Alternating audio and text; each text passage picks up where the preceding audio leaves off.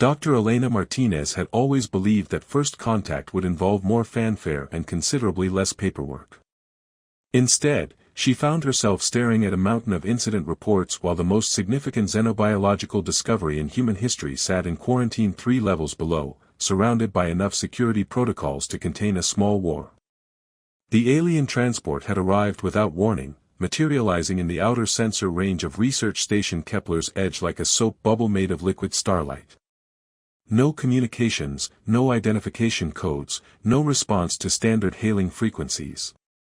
Just a sleek, organic-looking vessel that seemed to pulse with its own internal rhythm, carrying a single occupant who had already managed to terrify half the station's crew without saying a word. "She's still not responding to any communication attempts," reported Lieutenant Sarah Chen, Elena's research assistant, as she updated the morning briefings with the enthusiasm of someone who'd drawn the short straw. Though, not responding, might be generous. Yesterday she looked directly at Security Chief Morrison and every electronic device within 20 meters started sparking. Elena pushed her coffee aside and pulled up the containment footage on her workstation. The alien woman, and she was definitely female in the most general anatomical sense, sat motionless in the center of the isolation cell, her posture suggesting either deep meditation or complete resignation. She was tall, perhaps 6 feet, with pale skin that seemed to emit a faint luminescence. Her most striking feature, aside from the obvious intelligence in her dark eyes, were her ears, long and elegantly tapered. They curved backward from her skull in graceful arcs that somehow managed to be both alien and beautiful. "Any changes in her bio-readings overnight?" Elena asked, though she'd already checked the monitors twice since arriving at her lab. "Heart rate equivalent remains elevated. Brain activity patterns are complex. The neural scanning equipment keeps overloading when we try to get detailed readings. Dr. Peterson thinks she might be telepathic." Dr. Peterson thinks his coffee maker is telepathic because it starts brewing before he gets to the kitchen, Elena replied. "What about her electromagnetic signature?" Sarah consulted her tablet with the expression of someone delivering particularly unwelcome news. "Fluctuating. And before you ask, yes, it's still interfering with station systems. Engineering has had to reroute power through secondary conduits 3 times this week." Elena leaned back in her chair, studying the motionless figure on the screen. The alien woman. Designated as Subject X1 in the official reports, though Elena had privately started thinking of her as the girl due to something indefinably young in her expression, had been aboard the station for 5 days now.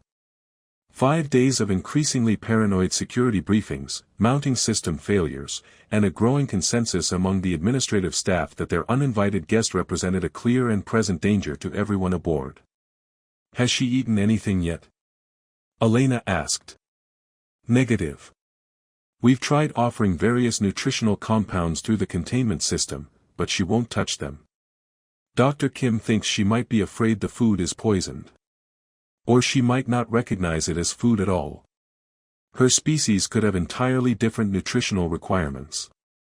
Elena made a note to review the xenobiological databases for species with similar physiological markers.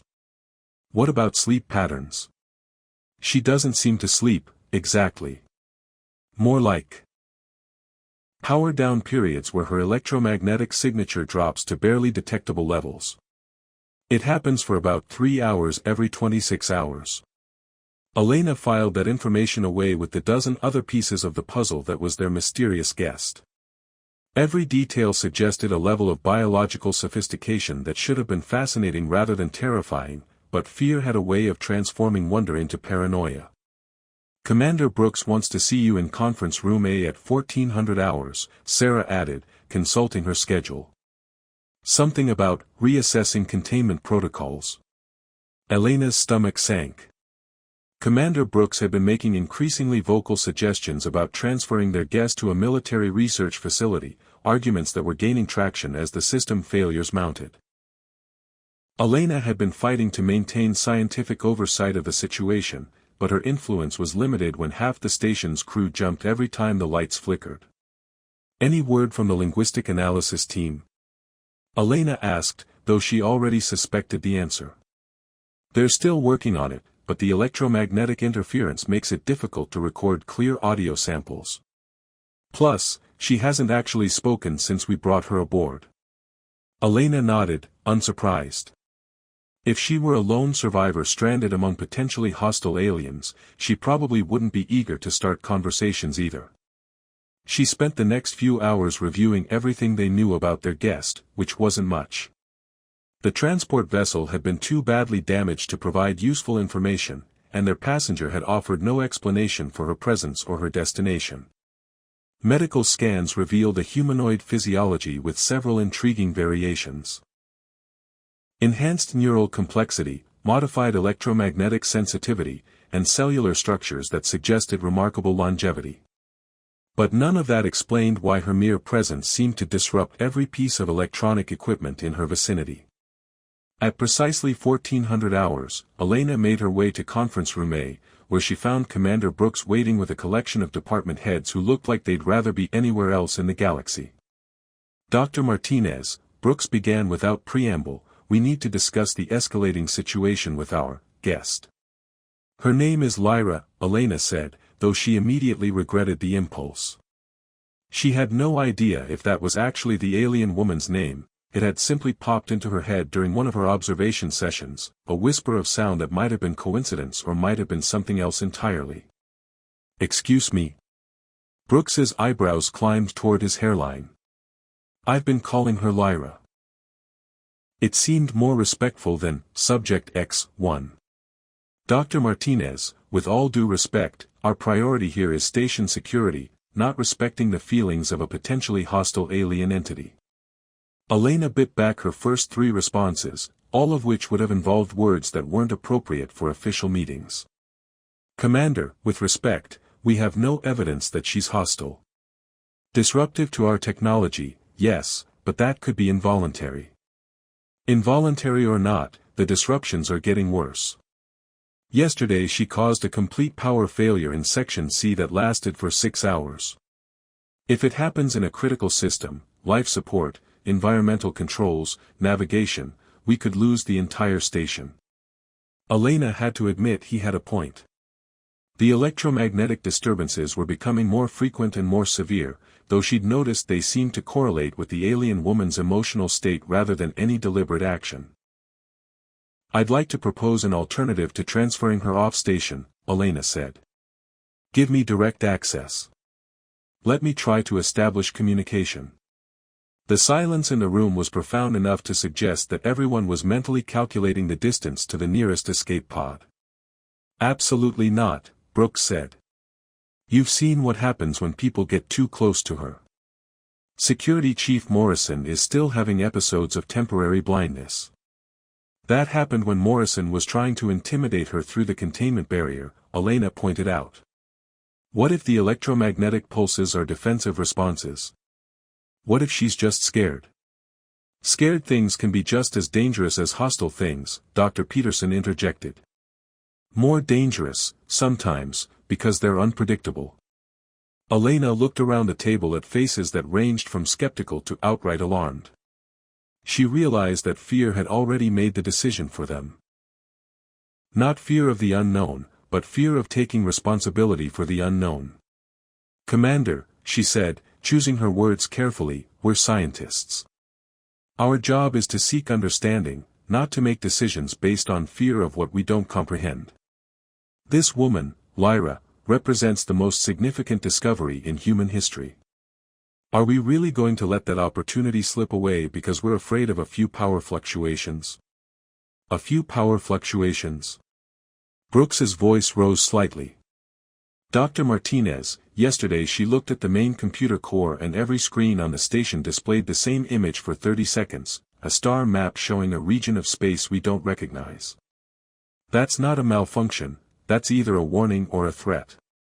Elena blinked. She displayed a star map. Why wasn't I informed of this?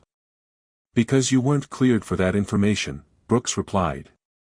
And this conversation is exactly why. You're already too emotionally invested in this situation to maintain proper scientific objectivity. I'm invested in discovering the truth, Elena shot back. Which is supposed to be our primary mission on this station. Our primary mission is to conduct research safely. And right now, safety requires maintaining distance from Subject X1 until we can determine her intentions and capabilities.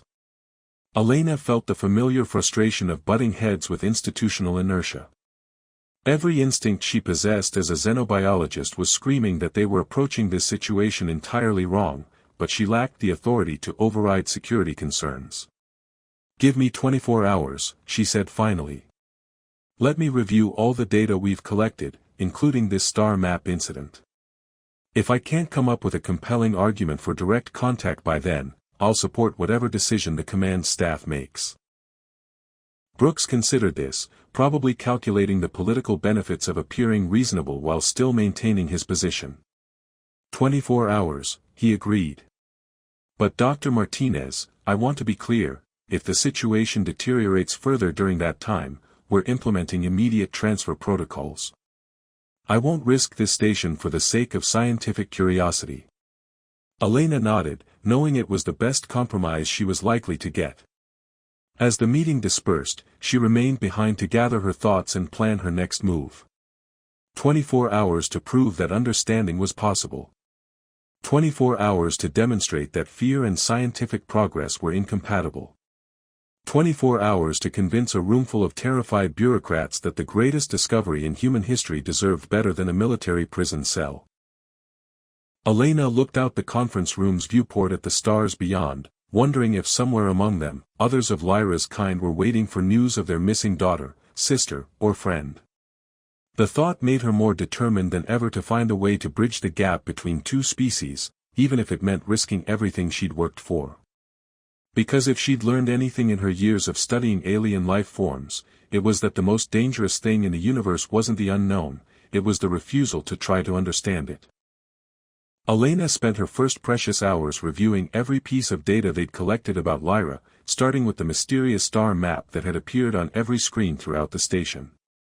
The image showed a complex arrangement of stellar bodies with what appeared to be navigation markers highlighting specific systems. What struck Elena immediately was the sophistication of the display. This wasn't random electromagnetic interference but a deliberately constructed information transfer. "Computer, cross-reference this stellar configuration with all known star charts in our database," Elena commanded, uploading the image to the station's main analysis system. "Cross-reference complete. No matching configurations found in current galactic databases. However, spectral analysis suggests several stars in the configuration matched theoretical models for systems in the Andromeda sector." Elena leaned back in her chair, mind racing. If Lyra was from another galaxy, that would explain why her physiology was so different from any known species. It would also explain why she seemed so lost and confused. She was literally in an alien universe, surrounded by beings she couldn't understand. "Sarah," Elena called to her assistant, who was reviewing power consumption reports with the enthusiasm of someone being slowly tortured, "I need you to analyze the correlation between Lyra's electromagnetic emissions and her behavioral patterns." "Define behavioral patterns," Sarah replied, looking up from her tablet with relief at having something more interesting to focus on. "Posture changes, movement frequency, apparent attention focus. I have a theory that her electromagnetic pulses aren't random, they're emotional responses." Sarah pulled up the behavioral monitoring data and began overlaying it with the electromagnetic readings. After several minutes of analysis, she looked up with surprise. "You're right. Every major electromagnetic spike corresponds to moments when she appears agitated or distressed. The pattern is consistent, the more upset she seems, the stronger the interference." Elena felt a spark of excitement. "What about the milder fluctuations? Those seem to correlate with curiosity, maybe. Times when she's examining her environment or appears to be listening to something. Show me yesterday's readings from when she displayed the star map." Sarah pulled up the data, and Elena studied the electromagnetic signature with growing fascination. The pattern was complex, almost musical in its structure, not the chaotic discharge of an uncontrolled ability, but something that looked suspiciously like deliberate communication. She wasn't malfunctioning the system, Elena breathed. She was trying to tell us something. Tell us what? Where she's from. She showed us a star map because she's trying to explain her origin point. The question is, why? Elena made a decision that she knew would probably get her into serious trouble. She activated her personal communication device and sent a message to the containment level requesting access for a routine observational study. It wasn't technically a lie, she was planning to observe. She just wasn't planning to do it from behind a barrier. 30 minutes later, Elena stood outside Lyra's containment cell, her heart pounding with a mixture of excitement and terror. The alien woman sat in her usual position, perfectly still, but Elena could see the subtle signs of awareness, the slight tilt of her elegant ears toward the sound of footsteps, the almost imperceptible shift in posture that suggested attention. "Hello, Lyra," Elena said softly, pressing her palm against the transparent barrier that separated them. "My name is Elena Martinez. I'm here to help you." Lyra's dark eyes focused on Elena with startling intensity. For a moment, the two women simply looked at each other across the barrier, and Elena felt an odd sensation, not quite telepathic contact, but something similar to the moment when two people realize they speak the same language. Then Lyra stood, moving with fluid grace to place her own palm against the barrier, directly opposite Elena's hand. The electromagnetic field around them pulsed once, gently, and every light in the corridor dimmed for exactly 3 seconds. Elena's breath caught. "You're trying to communicate, aren't you?" Lyra tilted her head, and Elena realized she was being studied just as intently as she was studying. The alien woman's expression was remarkably expressive despite the differences in facial structure. Elena could read curiosity, hope, and something that might have been loneliness. Carefully, Elena moved her hand in a simple pattern against the barrier: circle, square, triangle. Basic geometric shapes that any intelligent species should recognize. Lyra watched intently, then lifted her free hand and recreated the pattern in the air. As she did, the electromagnetic field around them pulsed in rhythm with her movements, and the lights in the corridor flickered in sequence: 3 long pulses, 4 short ones, 3 more long pulses. "You're translating visual information into electromagnetic signatures," Elena whispered in amazement.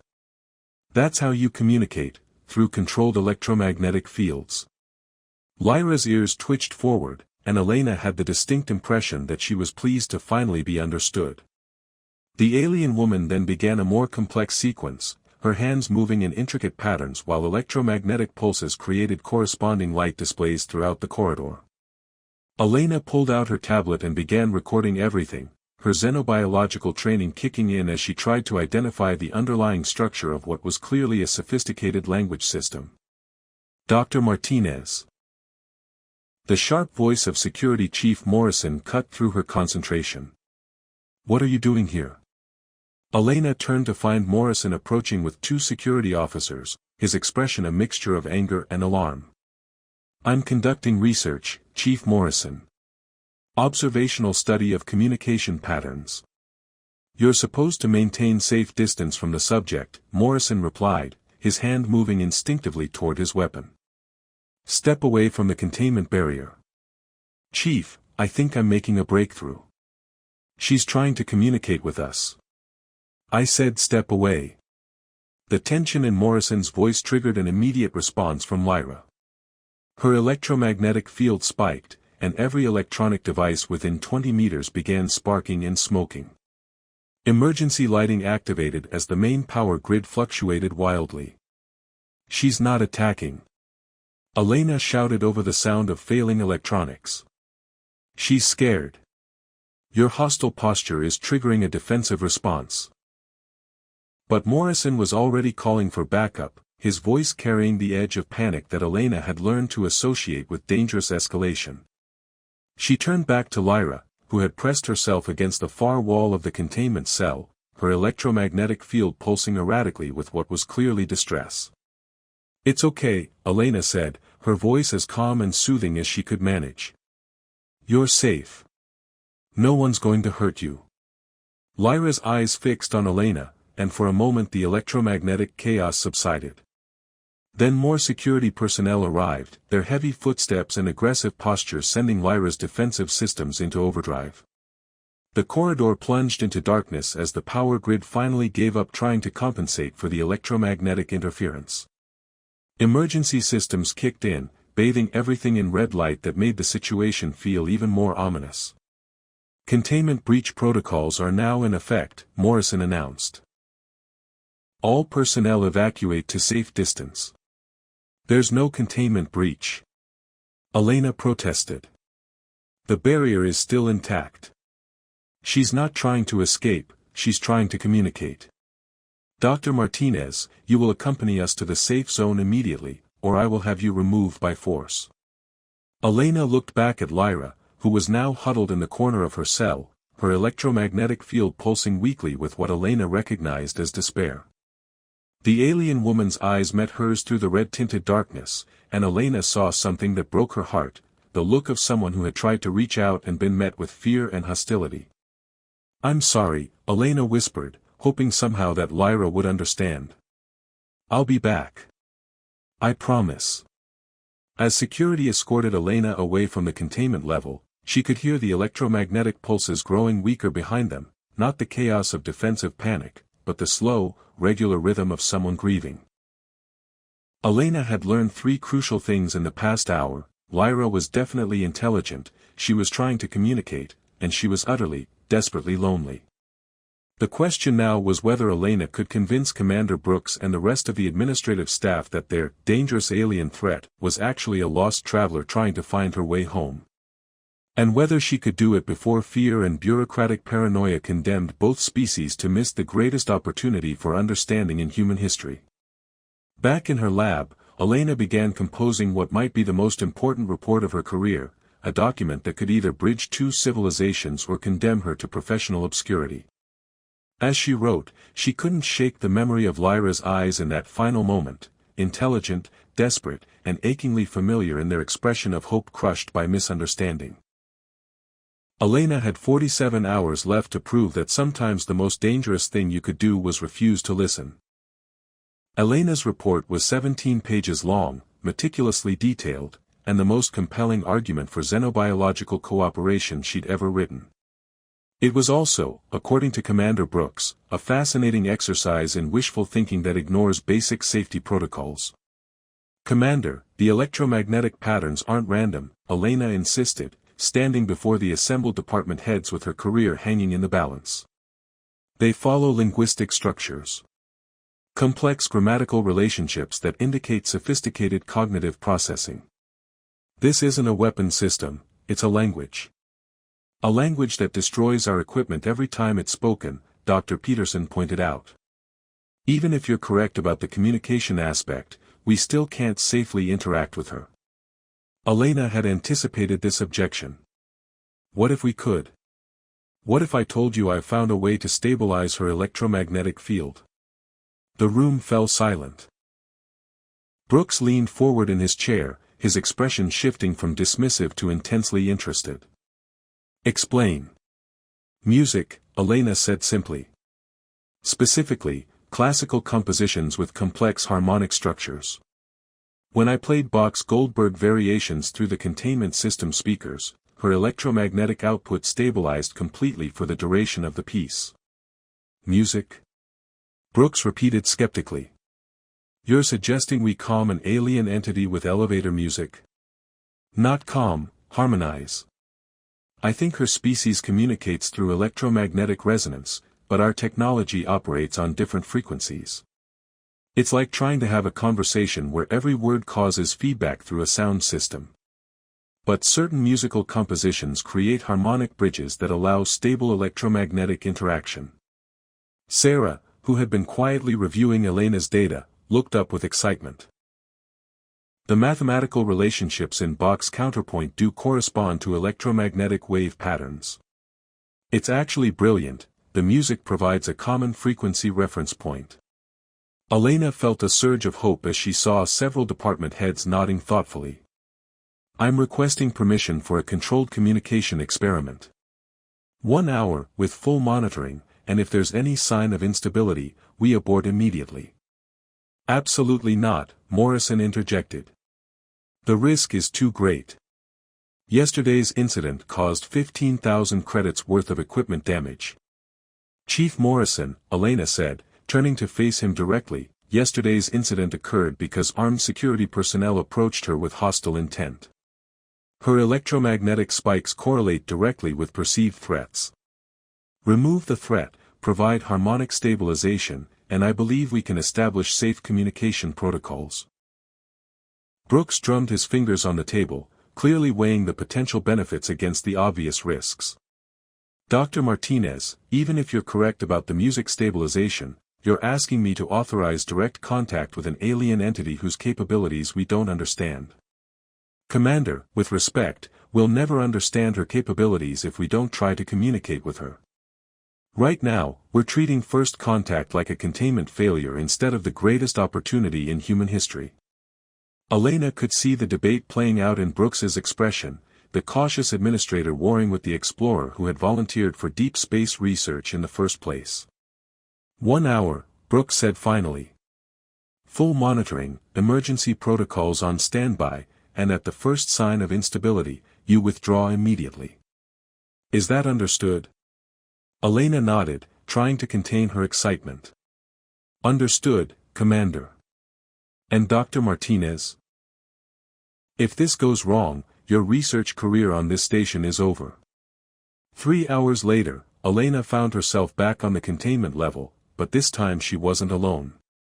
Sarah monitored electromagnetic readings from a safe distance while Dr. Kim tracked biological responses from both Elena and Lyra.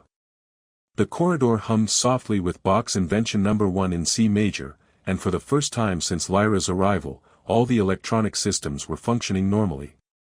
Lyra stood at the containment barrier, her posture alert but relaxed. Her electromagnetic field pulsed gently in rhythm with the music, creating a light show that was actually rather beautiful when it wasn't destroying equipment. Hello, Lyra, Elena said softly, approaching the barrier with her hands visible and non-threatening. I'm back, as promised. Lyra tilted her head, her dark eyes focusing on Elena with unmistakable intelligence. Then she did something that made Elena's heart skip, she smiled. It was subtle. A slight upturn at the corners of her mouth that was remarkably human in its expression of welcome. Elena placed her palm against the barrier, and Lyra mirrored the gesture. This time, instead of chaotic electromagnetic discharge, there was a gentle pulse of energy that felt almost like a greeting. Can you understand me? Elena asked. Lyra's response came not in words, but in a complex pattern of electromagnetic pulses that created corresponding flashes of light throughout the corridor. Elena watched carefully, trying to identify repeating patterns that might indicate linguistic structure. Sarah, are you getting this? Elena called over her shoulder. Recording everything. The patterns are incredibly complex, definitely structured communication, but it's going to take time to decode. Elena nodded, then turned back to Lyra. I'm going to try something. If you understand me, pulse twice. The corridor lights flashed twice in quick succession. Elena's breath caught. You do understand. You've been understanding us all along, haven't you? 2 more flashes. But you can't speak our language because your vocal systems work differently. 2 flashes, followed by a more complex pattern that seemed to convey frustration or limitation. You communicate through electromagnetic fields, like we use sound waves. 2 enthusiastic flashes, and Lyra's expression brightened noticeably. Elena felt like she was witnessing the birth of interstellar diplomacy. Can you tell me your name? Your real name? Lyra's response was a series of electromagnetic pulses so beautiful and complex that the lights in the corridor created what could only be described as a symphony of illumination. Elena felt tears prick her eyes as she realized she was hearing, seeing, her first word in an alien language. That's beautiful, Elena whispered. I've been calling you Lyra, but that's your true name, isn't it? 2 flashes of confirmation, followed by what Elena was beginning to recognize as expressions of pleasure or gratitude. Can you tell me where you're from? The star map you showed us, is that your home system? Lyra's response was immediate and complex, a flowing series of electromagnetic patterns that painted pictures of light across the walls and ceiling. Elena saw stellar configurations, travel routes, and what appeared to be a massive disruption, some kind of cosmic event that had scattered vessels across vast distances. You were traveling when something happened, Elena said, piecing together the story from the light patterns. A spatial anomaly? An accident? The electromagnetic pulses turned sorrowful, slow and heavy with grief. Elena realized she was seeing the alien equivalent of tears. You lost your ship. Your crew. You're the only survivor. Lyra's electromagnetic field dimmed to barely detectable levels, and she pressed both palms against the barrier in what was clearly a gesture of desperate longing for contact. Without thinking, Elena pressed both her hands against the barrier as well, matching Lyra's position. You're not alone now, she said softly. I know we must seem primitive and frightening, but some of us want to understand. Some of us want to help. Lyra's electromagnetic field pulsed once, gently, and Elena felt something she couldn't quite explain, a sense of gratitude, of hope, of connection that transcended species barriers. Dr. Martinez, Sarah's voice carried a note of urgency, we're getting reports of unusual activity throughout the station. People are reporting vivid dreams, enhanced intuition, brief telepathic flashes. I think Lyra's electromagnetic field is affecting more than just our electronics. Elena looked at Lyra, who was watching her with an expression of concern. Are you accidentally projecting your thoughts to other people on the station? Two reluctant flashes of confirmation, followed by patterns that seemed to convey apology and inability to control the effect. It's not your fault, Elena said quickly. You're probably still traumatized from losing your ship and crew. Emotional broadcasts are probably normal when your species is distressed. Lyra's relief was visible in both her posture and her electromagnetic signature. Dr. Martinez, Sarah called again, Commander Brooks is requesting immediate updates. Some of the crew are reporting that they're dreaming about star maps and alien cities. He's concerned about psychological contamination. Elena sighed, knowing that news would not help her case for continued contact. Can you learn to control the broadcasts? She asked Lyra. For both our safety and yours. Lyra's response was a complex pattern that Elena interpreted as, I can try, but I need help understanding how. We'll figure it out together, Elena promised. But right now, I need to convince my superiors that you're not a threat. Can you do something to demonstrate peaceful intentions? Something that would show them you want to cooperate?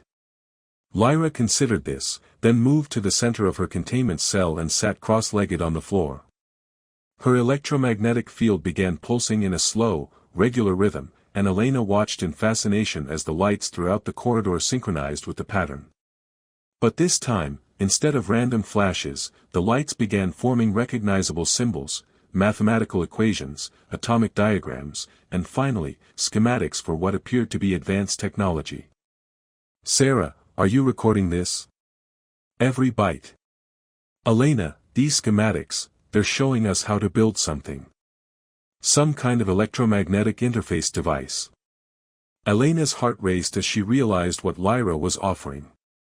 She's giving us technology. Blueprints for a communication system that would let us talk to her properly. Lyra's electromagnetic pulses conveyed unmistakable hope and eagerness. She wants to help us, Elena breathed. She's offering us knowledge as proof of her peaceful intentions. Dr. Martinez, Sarah's voice was tight with excitement, some of these technological concepts are centuries ahead of our current understanding. This could revolutionize everything, communication, energy production, space travel. Elena looked at Lyra with new understanding. You're not just trying to get home, are you? You're trying to establish diplomatic relations between our species. Two bright flashes of confirmation, followed by patterns that somehow conveyed the concept of mutual benefit and shared knowledge. Elena felt a surge of hope that went beyond her personal research goals. I need to get Commander Brooks down here immediately. When he sees this, when he understands what you're offering. But even as she spoke, Elena could hear boots in the corridor, heavy, purposeful footsteps that suggested security rather than scientific curiosity. Her heart sank as she realized that Lyra's inadvertent telepathic broadcasts had probably triggered panic rather than wonder. Dr. Martinez, step away from the containment barrier immediately. Morrison's voice carried the authority of emergency protocols and personal fear in equal measure. Elena looked at Lyra, who was watching the approaching security team with growing alarm. Her electromagnetic field began pulsing erratically again, and the lights throughout the station flickered ominously. "She's not dangerous," Elena called out as security surrounded her. "She's trying to help us. The technology she's sharing could advance human civilization by centuries." But Elena could see in Morrison's expression that fear had already won over reason. As they escorted her away from the containment level, she heard Lyra's electromagnetic pulses growing chaotic with distress and desperation. The greatest opportunity in human history was slipping away, and Elena had less than 12 hours left to prevent fear and bureaucracy from destroying the first real chance for interspecies understanding that humanity had ever been offered. The emergency council meeting convened at 0600 hours with the kind of grim efficiency that Elena had learned to associate with very bad news. Commander Brooks looked like he hadn't slept, Dr. Peterson was clutching his coffee like a life preserver, and Security Chief Morrison wore the expression of someone who'd been proven right in the worst possible way. "Dr. Martinez," Brooks began without preamble, "in the 6 hours since your unsanctioned communication experiment, we've had 47 crew members report telepathic contact with the alien entity. Engineering reports cascading system failures throughout the station.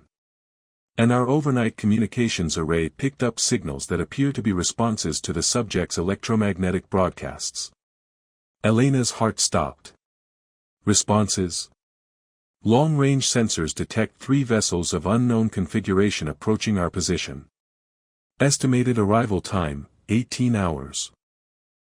The room fell silent except for the soft hum of life support systems and Elena's suddenly thundering heartbeat.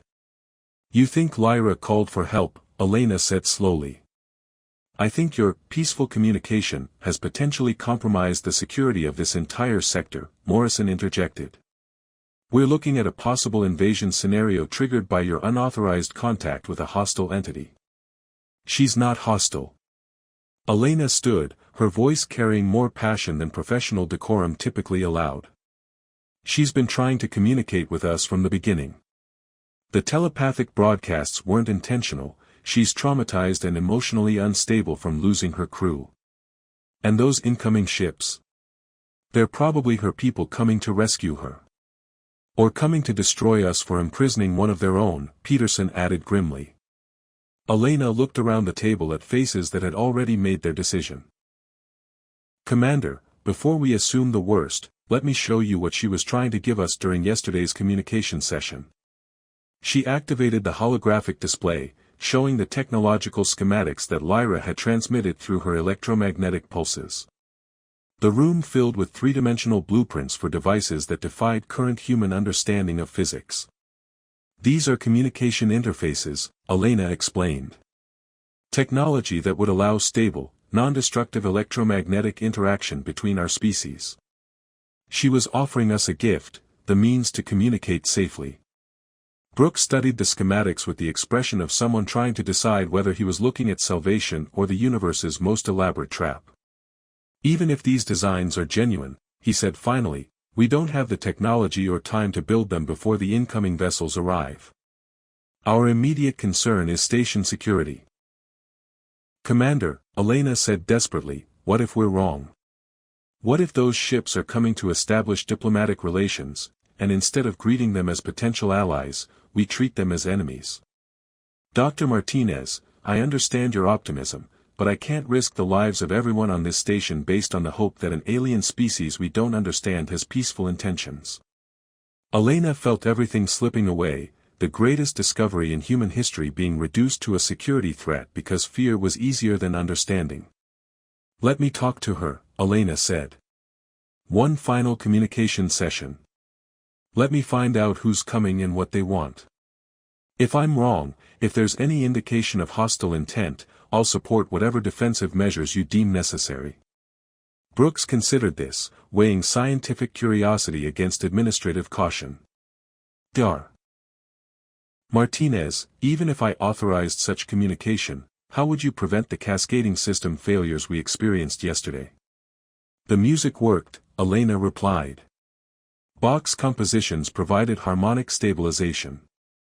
We expand on that, use multiple musical selections to create a broader frequency range for stable communication. And the telepathic broadcasts affecting the crew? Elena had been thinking about that problem since her forced evacuation from the containment level. I think I can teach her to focus them.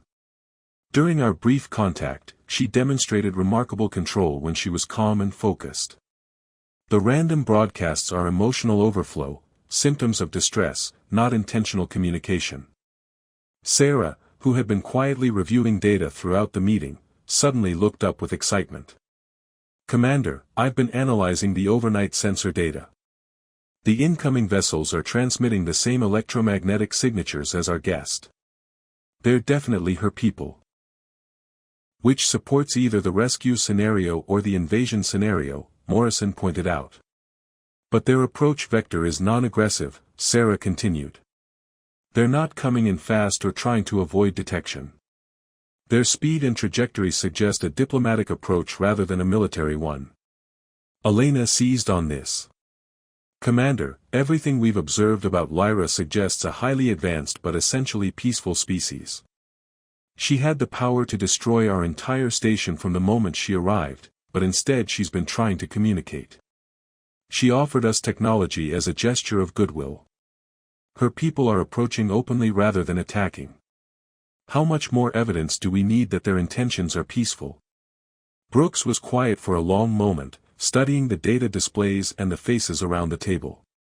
When he spoke, his voice carried the weight of a decision that could affect the future of human civilization. 1 hour, he said. You get 1 hour to establish communication and determine the intentions of the incoming vessels.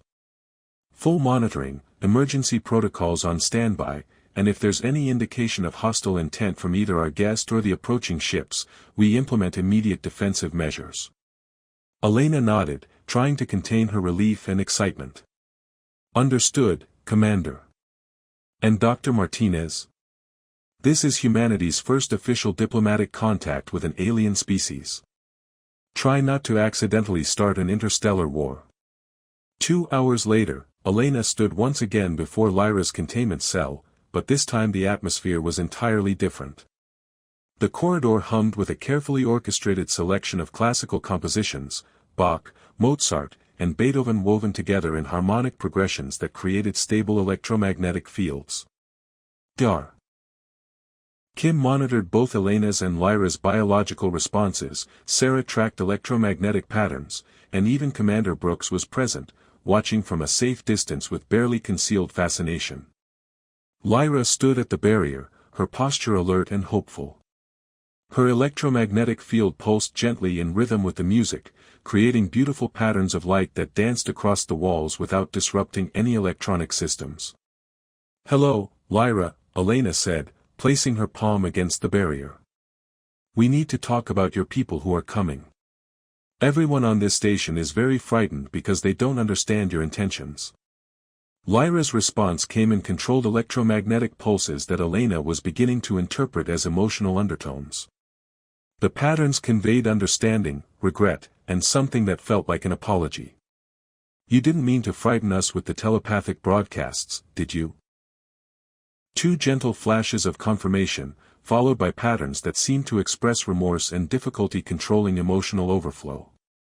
Elena turned to Sarah, who was monitoring the communications. Are you getting this? Every pulse. The linguistic analysis program is starting to identify grammatical structures. She's definitely trying to minimize the telepathic effect, but it requires conscious effort that she's still learning to maintain. Elena nodded and turned back to Lyra.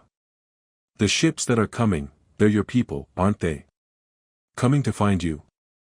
Lyra's electromagnetic field pulsed with what Elena recognized as relief and longing. The patterns conveyed concepts of family, rescue, and home. They're not coming to hurt us. The response was immediate and emphatic, negative patterns followed by concepts that Elena interpreted as protection, peaceful intent, and gratitude for care given. Sarah, tell Commander Brooks that Lyra's people are coming to retrieve her, not to attack us. They're grateful that we've been taking care of her. Elena heard Brooks's voice from the monitoring station, ask her about the technology she was showing us. Is that offer still open? Elena relayed the question, and Lyra's response was a complex series of patterns that painted images of cooperation, mutual benefit, and shared knowledge across the lights in the corridor. She says yes, Elena translated. The technology offer is still open. More than that, she's saying her people want to establish formal diplomatic relations with humanity. Dr. Martinez, Commander Brooks called, ask her if she can teach us to communicate with her people directly when they arrive. Elena posed the question, and Lyra's entire electromagnetic field seemed to brighten with excitement. She moved to the center of her cell and began a complex demonstration, her hands weaving intricate patterns while electromagnetic pulses created corresponding displays on every screen in the corridor. She's showing us communication protocols, Sarah reported with growing excitement. Basic diplomatic greeting formats, frequency ranges for stable interaction, even cultural customs to avoid misunderstandings. Elena watched in amazement as Lyra essentially conducted a crash course in interspecies diplomacy using nothing but electromagnetic fields and classical music as a harmonic foundation. Commander, Elena called over her shoulder, I think she's trying to make us humanity's first xenolinguistic ambassadors. Brooks approached the containment barrier, his administrative caution warring with scientific fascination. Can she guarantee the peaceful intentions of her people? Elena relayed the question, and Lyra's response was complex but clear. Concepts of family honor, diplomatic protocol, and gratitude for kindness shown. She also transmitted what appeared to be identification codes and diplomatic credentials. She's giving us her official diplomatic authentication, Sarah translated. She's not just a survivor we rescued, she's an official representative of her people, authorized to negotiate formal contact protocols. Elena felt her understanding of the situation shift dramatically. Lyra, you were coming here deliberately, weren't you? This wasn't an accident, it was a diplomatic mission. Lyra's confirmation carried undertones of relief at finally being understood. The electromagnetic patterns conveyed concepts of official contact, careful approach, and disappointment that the initial meeting had gone so poorly due to communication barriers. Commander, Elena turned to Brooks with growing excitement, we haven't been dealing with a crashed survivor. We've been holding humanity's first official alien ambassador in quarantine because we were too frightened to understand what she was trying to tell us. Brooks stepped closer to the barrier, studying Lyra with new respect. Ambassador, if that's what you are, I owe you an official apology from the human governments of this station. Lyra's electromagnetic response conveyed concepts of understanding, forgiveness, and appreciation for eventual recognition. Dr. Martinez, Brooks said quietly, I'm authorizing immediate release from quarantine and full diplomatic status. Can you ask the ambassador what protocols we should follow for the formal greeting of her people?